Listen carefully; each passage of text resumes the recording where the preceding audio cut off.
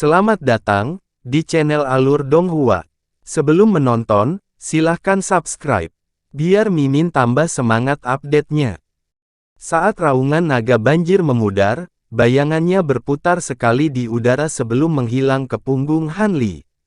Cahaya merah bersinar di belakangnya dan tiba-tiba gambar naga banjir merah sepanjang 3 inci mulai berkeliaran di sekujur tubuhnya. Kemudian tubuh Hanli mulai berdenyut dengan cahaya merah dan sisik merah seukuran ibu jari muncul di mana-mana. Mengikuti rasa sakit yang tajam dari bagian atas kepalanya, tanduk merah kecil muncul, dan tangannya menjadi sangat kuat dan jari-jarinya menjadi tajam dan tajam. Sekilas, wujud baru Hanli tampak mirip dengan iblis tua yang terperangkap dalam formasi pedang. Namun, wajah Hanli tetap seperti manusia dan sisiknya hanya ada di tubuhnya. Adapun kepala iblis Penatua, kedua kepala mereka tampak jahat dan sisiknya berwarna ungu. Penggunaan jimat penaklukan roh oleh Hanli juga telah meningkatkan esensi sejatinya, dengan kekuatan jiwa naga banjir, dan meningkatkan kultivasinya ke perbatasan tahap jiwa baru lahir awal dan pertengahan. Dengan tubuhnya bersinar dalam cahaya biru dan merah, dia meraih pedang setan darah dengan kedua tangannya dan menuangkan seluruh kekuatan sihirnya ke dalamnya. Pedang itu mulai bergetar hebat dan berdenyut keras dengan cahaya merah sebelum mengembang hingga 3 meter panjangnya, memenuhi udara dengan bau busuk darah. Adapun tanduk merah Hanli, itu memancarkan warna merah cemerlang, kekuatan jiwa naga banjir hingga batas maksimumnya. Dengan iblis Penatua kecil yang terperangkap di dalam formasi pedang, Hanli telah memutuskan dirinya untuk mencegah iblis Penatua utama menyelamatkan rekannya dan bergabung menjadi satu untuk menghasilkan musuh yang lebih besar. Tapi dengan kecepatan iblis utama, dia akan tiba sebelum formasi pedang mendekati iblis kecil dan menghabisinya. Satu-satunya pilihannya adalah secara pribadi membunuh iblis kecil itu. Setelah ini selesai, dia akan melarikan diri, karena tidak mungkin dia bisa menahan kekuatan iblis Penatua utama. Meskipun akan ada konsekuensi yang mengerikan untuk menggunakan pedang setan darah, termasuk kerusakan besar pada esensi aslinya, dia sudah memutuskan bahwa dia tidak akan terlibat dalam pertempuran ini lebih lama lagi. Dengan terbunuhnya iblis kecil, dia akan segera melarikan diri dan membuat para pembudidaya lainnya berurusan dengan iblis yang lebih kuat. Kalau tidak, dia bisa mengalami kerusakan permanen pada kultivasinya. Mengingat bahwa dia telah membunuh salah satu iblis sendirian, para pembudidaya lainnya pasti tidak akan mengeluh. Tetapi pada saat itu, pedang setan darah sepertinya tidak pernah puas. Dalam sekejap mata, itu telah menghabiskan sebagian besar dari apa yang bisa ditawarkan oleh kultivasi Hanli. Cahaya merah pedang terus berdenyut dan sekarang memanjang hingga lebih dari 20 meter panjangnya dan memadatkan aura yang bahkan lebih kuat, sangat mengejutkan Hanli. Ketika iblis Penatua kecil melihat ini, dia dengan kaku menatap cahaya yang memanjang dari pedang dan sedikit rasa takut muncul di wajahnya. Dia tidak bisa menjaga ketenangannya dan kepala hantunya dengan keras berteriak, "Apakah kamu mencari kematianmu sendiri?"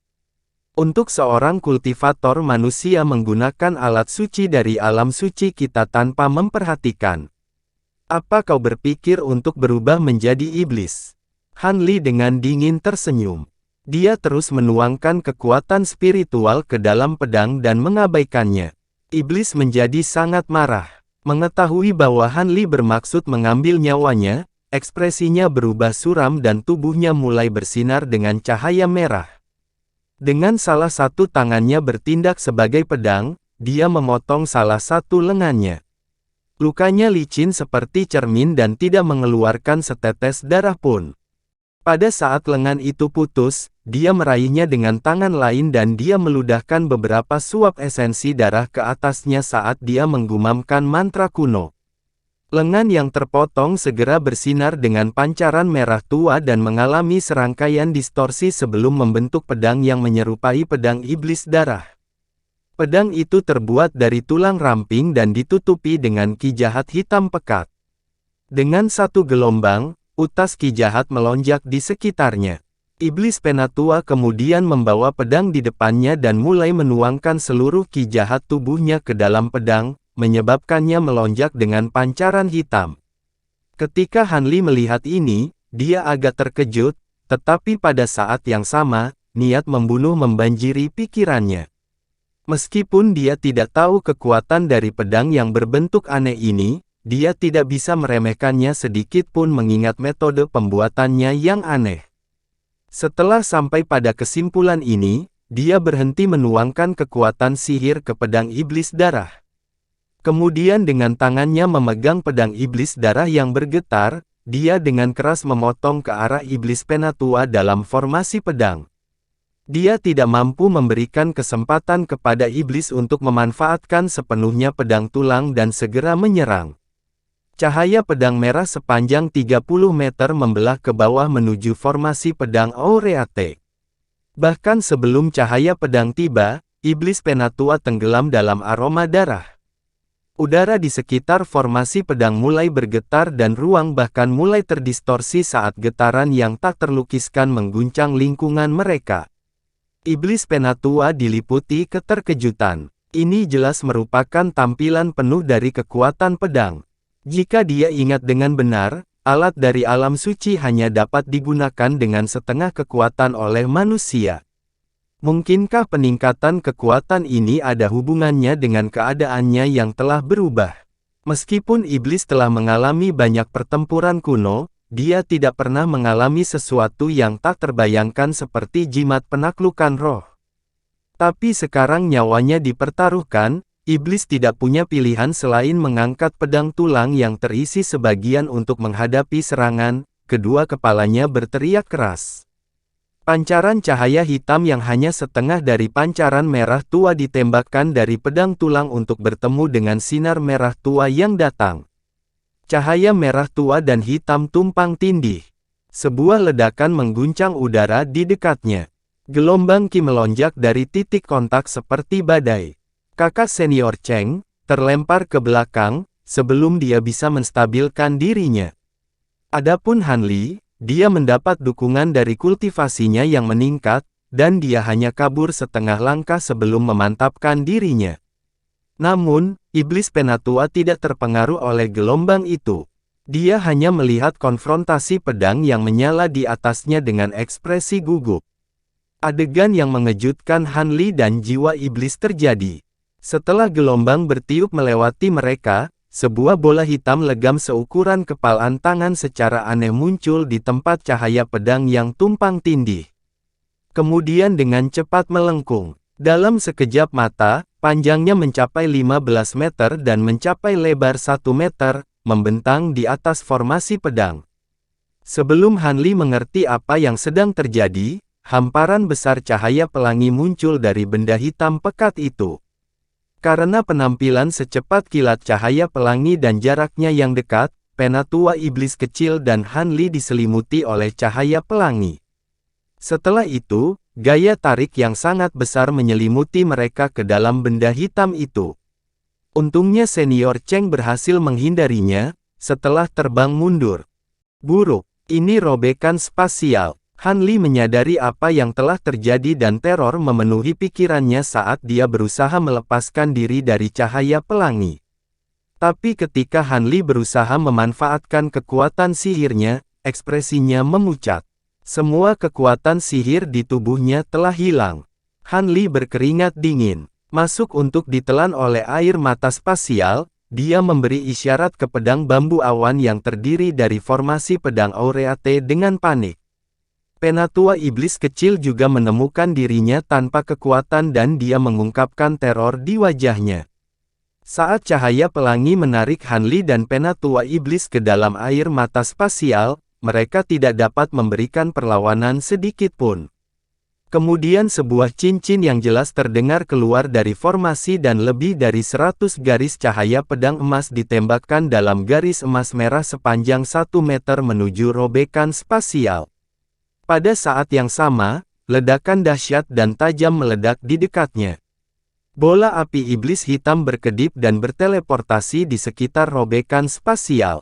Api iblis melonjak dan segera padam, menampakkan sosok menjulang tinggi yang mengingatkan pada iblis ilahi.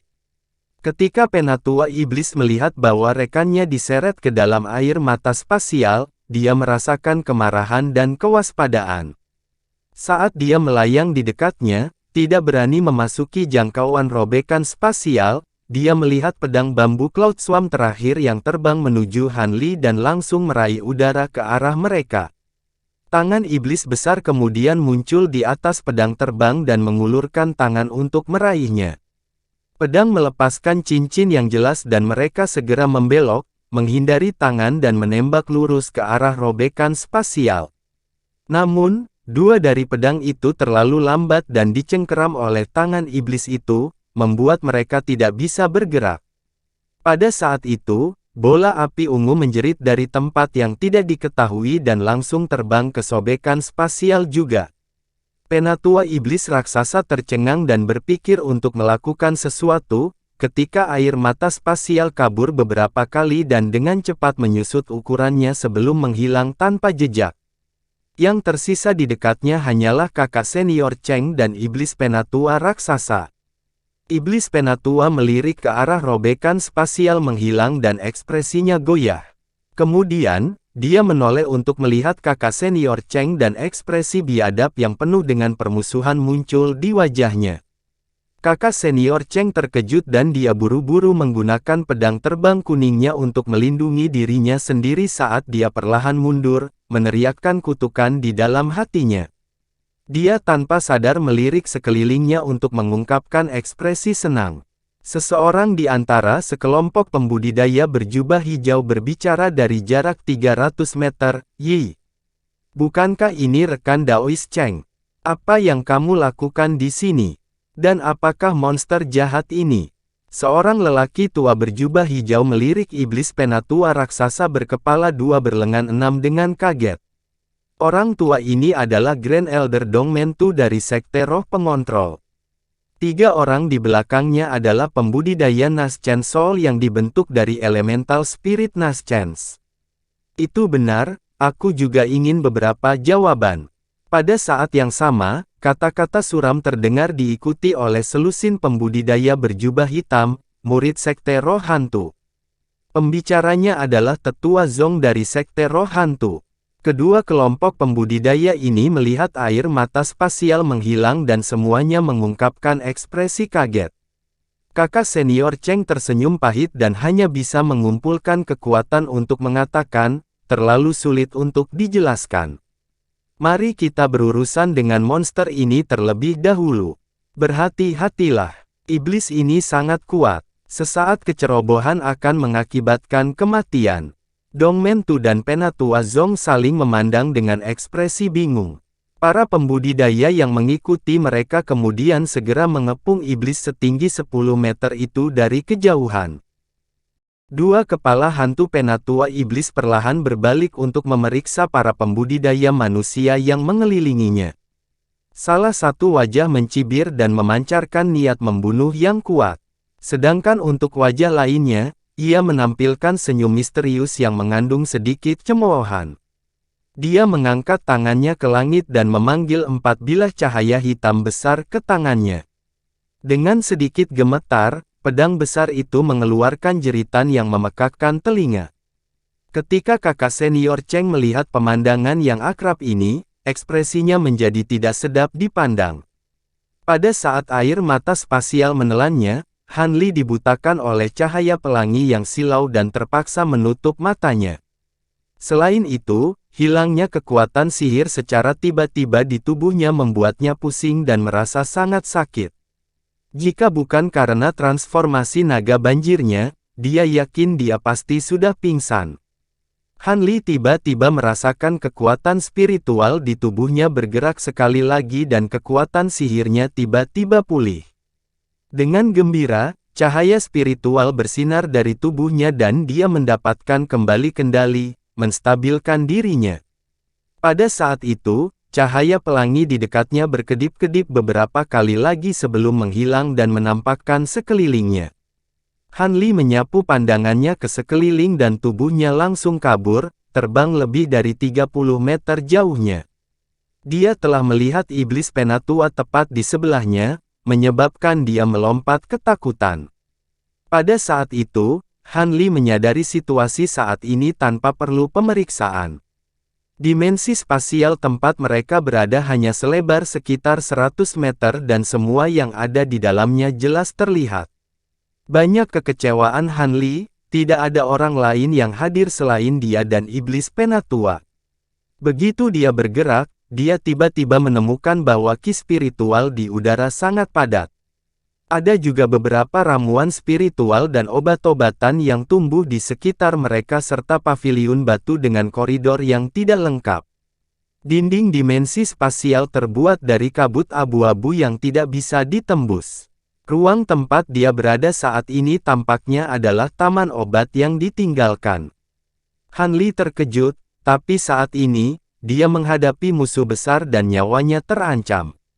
Tak perlu dikatakan, sekarang bukan waktunya untuk menyelidiki sekelilingnya. Cahaya biru mengalir di sekujur tubuhnya, Han Li dengan dingin memperhatikan iblis penatua. Dia mengepalkan tangannya dan petir keemasan mulai berkedip di sekujur tubuhnya. Pada saat yang sama, bola api ungu muncul di atasnya dan mulai berputar mengelilingi kepalanya. Bola api puncak ungu dengan tergesa-gesa bergegas ke robekan spasial setelah Han Li ditelan, sangat melegakannya. Itu hampir pasti terbukti sangat berharga dalam pertempuran yang akan datang. Adapun iblis penatua, wajahnya menunjukkan keheranan begitu dia selesai memeriksa sekelilingnya. Kemudian dengan ekspresi aneh, dia terkekeh dan berkata, "Saya tidak berpikir bahwa akan ada sisa spasial dari Taman Spirit Ether. Di ambang malapetaka, saya menemukan keberuntungan besar." Iblis penatua melolong dengan liar dan kemudian berhenti ketika kepalanya dengan aneh menoleh ke arah Han Li. Han Li dengan dingin mendengus dan lengan bajunya bergetar, menembakkan beberapa puluh pedang terbang emas yang berubah menjadi pedang kabur di depannya. Tapi yang sangat mengejutkannya, dia menemukan bahwa dia kehilangan dua pedang bambu awan yang dihaluskan oleh esensi aurik. Pedang terbang ini terikat pada jiwanya, tetapi saat ini, dia tidak bisa merasakan kehadiran mereka. Tampaknya kedua pedang itu tidak memasuki sobekan spasial di sampingnya. Dia tidak bisa menahan tawa masam dalam pikirannya. Itu akan baik-baik saja jika itu adalah salah satu dari harta sihirnya yang lain, tetapi pedang hangat awan bambu miliknya adalah satu set dan tanpa kedua pedang itu, dia tidak dapat menggunakan formasi pedang Aureate, sangat mengurangi potensi tempur puncaknya. Dia menunjuk ke pedang di depannya, menarik dukungan untuk melindungi dirinya dari kekuatan jimat penaklukan roh dan petir iblis ilahi. Ketika iblis penatua melihat Han Li mempersiapkan dirinya, dia menarik kembali bibirnya dan menjentikkan lidahnya dengan ekspresi menyeramkan. Ki iblis kemudian melonjak dari tubuhnya dan dalam sekejap mata, dia telah menyelimuti sebagian besar dimensi spasial dengan ki iblis yang bergolak dan mengisinya dengan angin yin. Han Li menghela nafas dalam-dalam dan memanggil semua petir iblis yang tersisa. Tubuhnya bersinar dengan cahaya keemasan, melepaskan lebih dari 100 busur petir emas yang terkondensasi bersama, untuk membentuk beberapa naga banjir setebal mangkuk. Naga banjir petir berputar-putar di sekitar Han Li dan meraung ke langit untuk menunjukkan kekuatan. "Kamu masih memiliki begitu banyak petir iblis?" Penatua iblis berkata dengan takjub, tetapi dia segera terkekeh dan mengangkat tangannya. Dua hembusan angin yin tiba-tiba terbang keluar dari tangannya dan menyatu dengan ki jahat di udara untuk membentuk tentakel hitam yang tak terhitung jumlahnya dengan berbagai ukuran. Meskipun petir iblis Han Li mampu menahan ki jahat, itu tidak akan mampu mengatasi jumlah yang sangat besar. Han Li dan penatua iblis sama-sama menyadari hal ini dan ekspresi Han Li menjadi tidak sedap dipandang. Tapi yang paling membuatnya tertekan adalah Blood Shadow Evasion miliknya sendiri tidak berguna dalam dimensi spasial, jadi dia tidak punya pilihan selain bertarung. Iblis Penatua berteriak keras dan semua tentakel tiba-tiba melingkar dan kemudian menyerang Han Li dengan tekanan yang berlebihan. Han Li dan naga banjir petir emas yang melingkari tubuhnya meraung saat mereka bertemu dengan segerombolan tentakel. Adapun bola api ungu, Han Li menginginkannya menjadi tembok di depannya. Saat pertempuran meletus, dimensi spasial tiba-tiba mulai bergetar dan mengerang keras. Cahaya putih yang menyilaukan tiba-tiba bersinar dari langit sebelum segera berubah menjadi perak. Han Li dan Penatua Iblis menghentikan serangan karena terkejut. Awan di langit mulai melonjak dengan keras, berubah menjadi api perak yang bergolak. Kemudian dengan ledakan yang menderu-deru, seberkas besar cahaya perak keluar dari api di lokasi Iblis Penatua. Dengan Penatua Iblis di tengah, pilar besar cahaya perak meletus, membersihkan semua ki jahat yang disentuhnya. Han Li kemudian melihat ekspresi teror Penatua Iblis sebelum dibakar habis dengan api perak dan berubah menjadi abu. Pilar cahaya kemudian meletus dan bara perak yang tak terhitung jumlahnya membanjiri dimensi spasial, menghapus semua kehadiran ki jahat. Adapun di mana Iblis Penatua awalnya berdiri, yang tersisa hanyalah harta sihir yang benar-benar hancur. Dengan semua jejak Iblis Penatua dihancurkan, api perak dengan cepat menghilang dan kabut abu-abu kembali normal. Hanya Han Li yang tersisa, dengan ekspresi tidak percaya sepenuhnya. Api perak, pembatasan ganas ini sepertinya bukan sesuatu dari alam fana. Betapa mengejutkan. Sementara Han Li benar-benar bingung, dia tiba-tiba mendengar suara Monarch of Soul Divergence dari belakang kepalanya. Apa maksudmu? Dari mana api perak itu berasal? Han Li tersentak dari kagetnya. Musuh yang tangguh itu telah dibunuh tanpa mempertaruhkan nyawanya. Dia kemudian menyapu tangannya dan mengingat kilat keemasan, api ungu, dan pedang terbangnya. Monarch of Soul Divergence terdiam beberapa saat sebelum menghela nafas, mengingat kekuatannya untuk dengan mudah melenyapkan Iblis Penatua. Itu jelas bukan sesuatu yang datang dari alam fana kita. Api perak itu mencari ki jahat dan hanya menargetkan Iblis Penatua yang hanya meninggalkan para pembudidaya dari alam roh. Tampaknya kemenangan akhir para kultivator kuno atas Iblis Penatua disebabkan oleh campur tangan para kultivator dari alam roh. Hati Han Li tergerak ketika dia mendengar ini. Senior mengatakan bahwa master dimensi spasial ini adalah kultivator alam roh. Dengan suaranya yang penuh emosi, Monarch of Soul Divergence berkata, "Benar. Ini pasti reruntuhan salah satu taman spirit ether yang terkenal dari zaman dahulu. Saya mendengar bahwa di masa lalu, para pembudidaya yang sangat kuat dapat menarik dukungan dari beberapa harta, untuk membuka dimensi spasial kecil untuk menumbuhkan obat-obatan spiritual. Menggunakan ki spiritual yang jauh melampaui dari alam fana. Taman-taman ini dikhususkan untuk menumbuhkan semua jenis tumbuhan spiritual yang langka. Namun, ada beberapa kecelakaan tak terduga dan semua taman spirit ether, menghilang tanpa jejak, dan pembudidaya masa depan tidak lagi dapat menemukannya. Saya tidak berpikir bahwa lembah Devil Fall memilikinya. Namun, taman spirit ether ini tampaknya telah hancur karena suatu alasan. Ini seharusnya hanya sebagian kecil dari aslinya. Taman ether roh.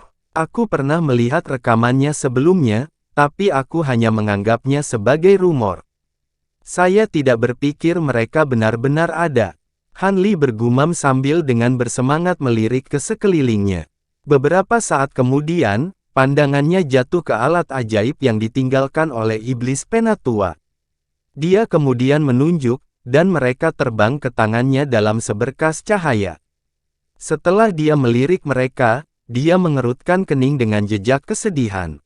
Harta karun ini telah dirusak oleh ki jahat dan sepenuhnya dibersihkan oleh api perak. Sifat spiritual mereka benar-benar hancur. Bahkan jika disempurnakan lebih lanjut, tidak akan mampu menunjukkan kekuatan aslinya.